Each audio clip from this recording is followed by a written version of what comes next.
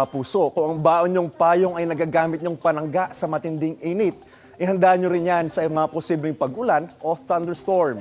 Ngayong umaga, asahan ng pag-ulan sa Batanes. Kasama dyan ang ilang bahagi ng Mimaropa Region, Bicol, Visayas at Mindanao. Base po yan sa rainfall forecast ng Metro Weather.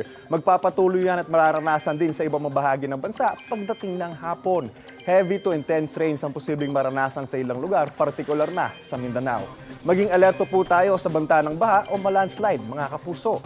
Posible rin muli ang ulan dito sa Metro Manila ngayong araw dahil apektado pa rin ang Southern Luzon, Visayas at Mindanao ng hanging habagat o southwest monsoon. Ayon po yan sa Pag-asa. Ako po si Anjo Pertiera at yan ang latest mula sa GMA Integrated News Weather Center. Maasahan anuman ang panahon. Know the weather before you go para mark safe lagi, mga kapuso.